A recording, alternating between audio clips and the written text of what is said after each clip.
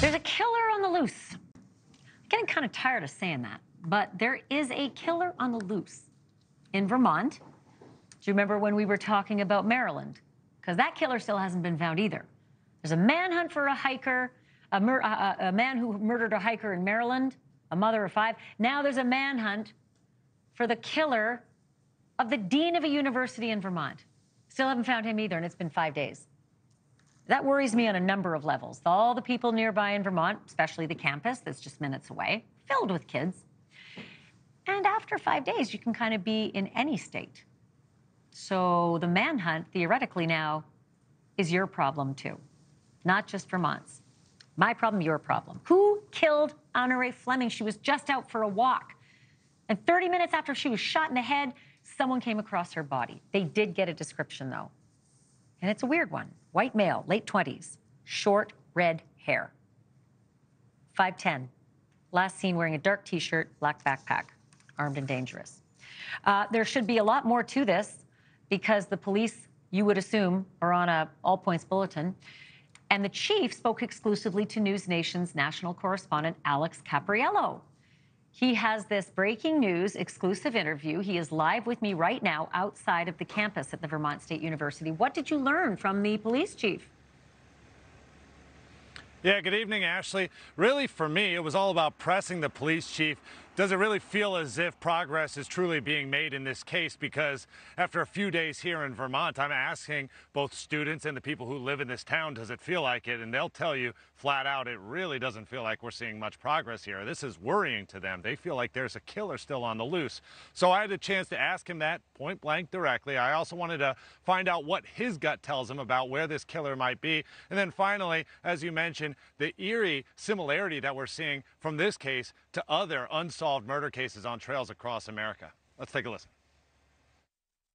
Are you feeling positive about the way that this investigation is going? I am actually feeling very positive. I mean, I'm there talking to them and seeing where everything's at. I'm seeing the progress that they're making. With the state police, they choose not to reveal a play-by-play, that's their investigation. How frustrating is it when you don't have a suspect, you don't have a motive? Very frustrating. Part of it is you take it personal. This is a community I love. This is a community that has supported us. I know a lot of the people here. It's frustrating that, you know, they want a play-by-play. They want, okay, what are you doing today? What are you doing? I can't really talk about it. I really can't blame the people of Castleton or these students for letting their minds wander and feeling a little nervous that, you know, we don't know if this was random, we don't know if this is targeted, and so that's how gossip and that's how speculation starts happening. Well, that's what happens when people are stressed. Fear can control them a little bit, and I didn't want fear to grip them. I don't want them to feel like they can't go outside. You know, given her high-profile position at the university, this could be a former student or someone that might have known her, had a vendetta of some sort? It's a possibility. Right now, anything's a possibility. Could be, is it random or is it targeted? Can't say. Are investigators looking into the possibility that this homicide might be connected to any other murders that have happened on trails? One case that comes to mind is Rachel Morin. I think they're so focused on vetting everything out here and making sure that they have every piece of evidence or any kind of video footage and they've exhausted it. Then maybe it expands. What does your gut tell you about the whereabouts of the suspect? I don't know if I believe the person's here in this town, but I believe they're around. And obviously, Ashleigh, the Castleton police chief feels very strongly about this case because this is his town, but this is a Vermont State Police investigation.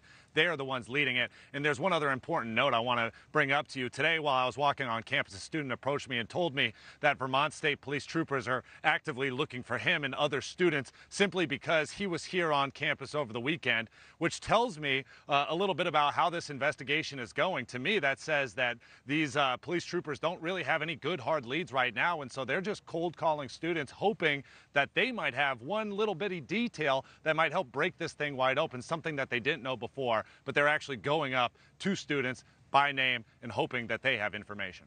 Or, and they wouldn't tell us this, they have a 20-year-old suspect, someone in his late 20s, and might that person be a student? So Alex, thank you. Great job in getting that exclusive interview. Thank you for that. Really appreciate it.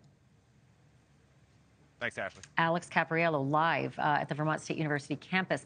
I also want to mention, folks, if you know anything about this, call the Vermont State Police. The number's on your screen. Take a screen grab. Take a shot of your TV, 802-773-9101. I know you can't memorize that. It's too difficult. So quick shot of that picture right there, 802-773-9101. These things get solved by people like you.